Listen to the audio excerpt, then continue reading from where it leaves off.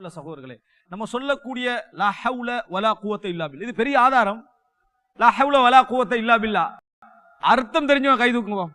எத்தனை வருஷம் நம்ம சொல்லிக்குவோம், நம்ம உணர்ந்து சொல்வது இல்லை என்பதற்கு ஒரு உதாரணம். பெரிய பெரிய திக்ருக்கெல்லாம் அர்த்தம் கேட்கல. லா ஹவுல வலா குவத்த இல்லா பில்லா தெரிஞ்சவங்க கை தூக்கலாம். சொல்லுங்க சொல்லுங்க சொன்னேன். லா ஹவுல வலா குவத்த இல்லா பில்லா அர்த்தம் தெரிஞ்சவங்க சொல்லுங்க.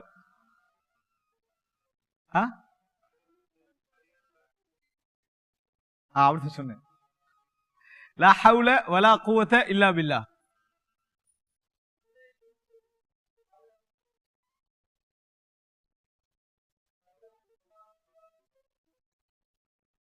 ஒரு அளவு நன்மையின் தீவி அல்லாஹ் நாடு பிடிக்கும். ஆனால் லா ஹவுல வலா குவத்த, ஹவுல் அப்படின்றது என்னன்னு சொன்னால் முயற்சி, கூவத்தண்டா சக்தி.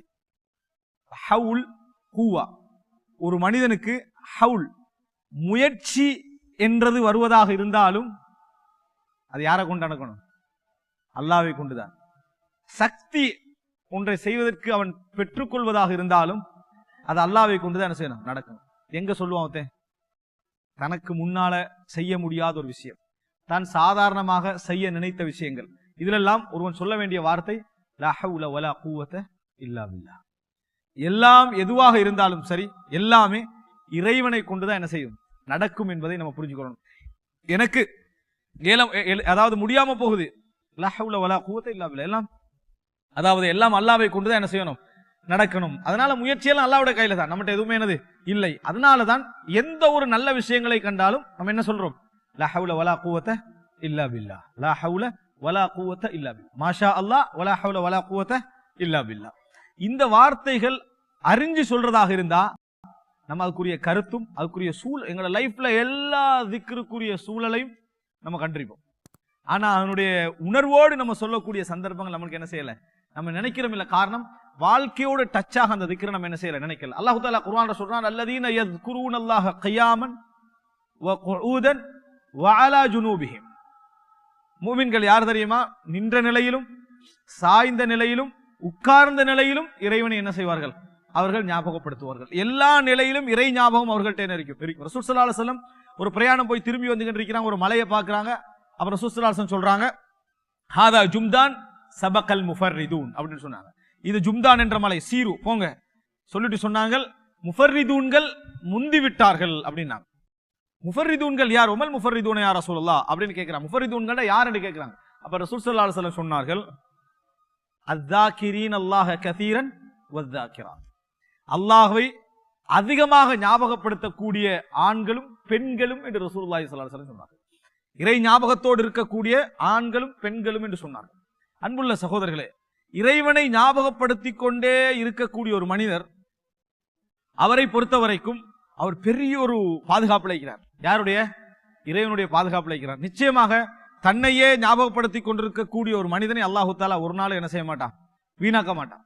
இறைவனுடைய ஞாபகத்தில் இருக்கக்கூடிய ஒரு மனிதனை அல்லாஹு தஆலா ஒரு நாளும் வீணாக்க மாட்டான்.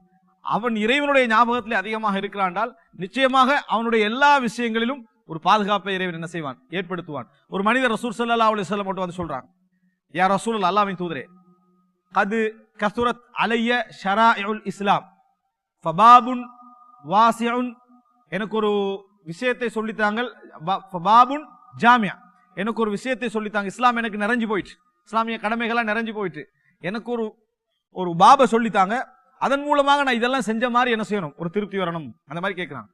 அப்ப ரசூல் ஸல்லல்லாஹு அலைஹி வஸல்லம் சொன்னாங்க, லா யஸாலு லிசானுக ரத்பம் மின் திக்ரில்லாஹ், உங்கள் நாவு இறைவனை ஞாபகப்படுத்துவதில் ஈரமாகவே இருக்கட்டும். உங்கள் நாவு இறைவனை ஞாபகப்படுத்துவதில் ஈரமாகவே இருக்கட்டும். உண்மையிலே ஒரு மனிதன் இறைவனை ஞாபகப்படுத்த வேண்டிய மிக முக்கியமான இடங்கள் பாத்தீங்கன்னா, தூங்குற நேரம், எழும்புகின்ற நேரம், காலை மாலை, இந்த இடங்கள் இருக்குதே மிக முக்கியமான பிரதானமான நேரங்கள். இந்த நேரங்களில் இறைவனை ஞாபகப்படுத்துவது என்பது அவனுக்கு வாழ்க்கையில பிரதானமான இடங்கள்ல இறைவன் ஞாபகம் வரான்னு அர்த்தம். ஆனா அப்படியே இருக்கிறோம், பெட்டுக்கு போனா அப்படியே என்ன செஞ்சிருது, அதுக்காக வேண்டி இப்ப என்ன செஞ்சுக்கிறாங்கன்னா, யூடியூப்ல அங்க இங்கெல்லாம் பார்க்கலாம், நீங்க தூங்கும் திக்ர் அப்படின்னு யூடியூப்ல அதை போட்டு பிளே பண்றதுக்கு வச்சுக்கிறான். போட்டீங்கன்னா டோட்டல் திக்ர் என்ன செஞ்சிடும், போயிடும். அதே போல எலும்புற நேரத்திலையும் உங்களை எலும்புற நேரத்தில் பாங்கோட சேர்த்து அதையும் என்ன செஞ்சிருது, திக்ர் செஞ்சு முடிச்சிருது. வண்டியில நீங்க மறந்து போயிருவேன்றதுக்கான சுபஹானல்லாஹி சக்கரானா இப்ப வண்டி தான் ஓதுது நிறைய பேருக்கு, அவன் ஓதுறது இல்ல. இந்த நிலைமைக்கு ஆகிட்டாங்க.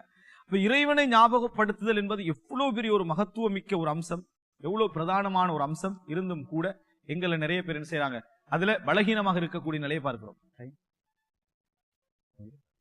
இறைவனை ஞாபகப்படுத்துதல், அதாவது இறைவனை திக்ர் செய்தல் என்பதில் மிக மிக பலகீனமாக இருப்பதை நாம் என்ன செய்கிறோம், பார்க்கிறோம். உண்மையில் அன்புள்ள சகோதரர்களே, எங்களுக்கு இது போன்ற வார்த்தைகள், சிறந்த முறையில் இறை ஞாபகங்கள் எங்களை மிகைக்க வேண்டும் என்றால், எங்களை தாண்டி அது வர வேண்டும் என்றால் ஒரே வழி என்ன தெரியுமா, எமது அன்றாட வாழ்க்கையில் உள்ள நலவு கெடுதிகளை நம்ம சிந்திக்க பழகிறது.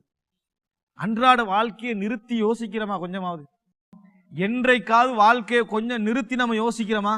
இல்லவே இல்லை. அதே ருட்டீன்ல போயிட்டே இருக்குது.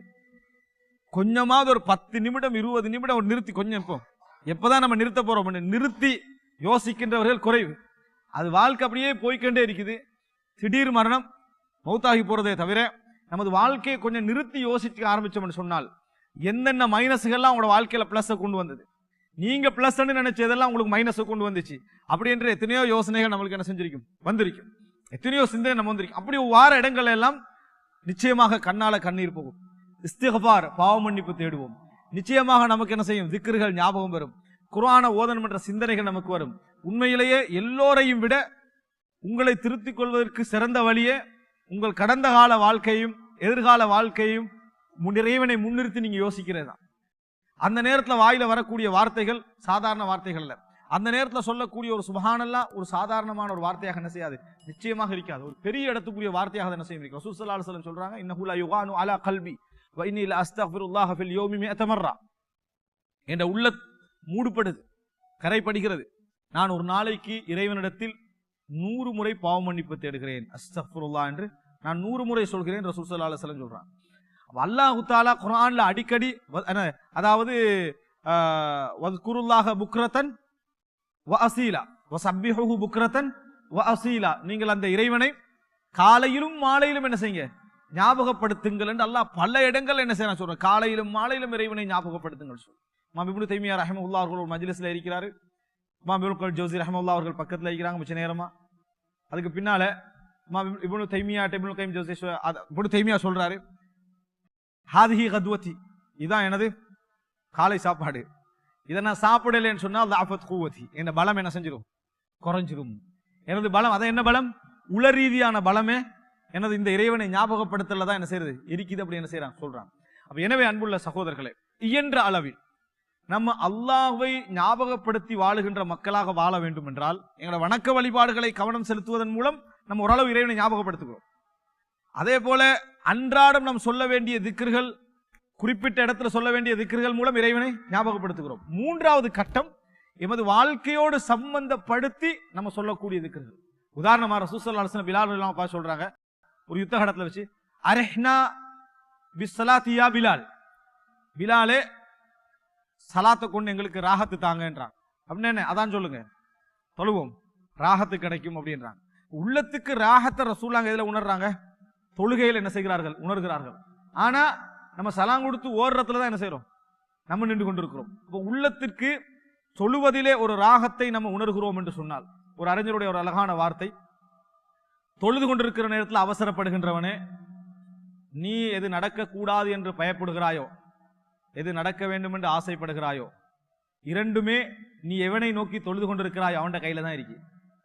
அதனால நிம்மதியா தொழு. எது நடக்கக்கூடாது ஆசை பயப்படுகிறாயோ, எது நடக்க வேண்டும் என்று ஆசைப்படுகிறாயோ, அந்த ரெண்டு நீ இப்ப எங்க நின்று தொழுதுட்டிருக்கிறாயோ அவன் கையில தான் என்ன செய்யுது, இருக்குது. அதனால இங்க நிம்மதியை காட்டு. நீ அதை தாண்டி போய் உன்னால் என்ன செய்ய முடியாது, எதையும் எடுத்துக்கொள்ள முடியாது என்பதை என்ன செய்யறோம், நம்ம பார்க்க வேண்டும். எனவே அன்புள்ள சகோதரர்களே, அல்லாஹ் ரப்புல் ஆலமீன் இயன்ற அளவில் நமது உள்ளத்திலே இது போன்ற ஞாபகங்களை உருவாக்கக்கூடிய அமைப்பிலான, இது போன்ற எண்ணங்களை உருவாக்கக்கூடிய அமைப்பிலான சூழ்நிலைகளை தர வேண்டும். உண்மையிலே இறைவனை ஞாபகப்படுத்தக்கூடிய ஒரு இடம், ஒரு நபர் உங்களை கண்டால் இன்னொருவருக்கு இறை ஞாபகம் வருதுண்டா, அது எல்லாவற்றுக்கும் மேல. ஒருவரை கண்டால் ஒருவருக்கு இறை ஞாபகம் வருதுன்னு வைங்களேன், அது எல்லாவற்றுக்கும் மேல். அதே போல உங்களுக்கு ஒரு சூழல் கிடைக்குது, இறைவனை ஞாபகப்படுத்துகின்ற நிலைமை அது உண்டாக்குது.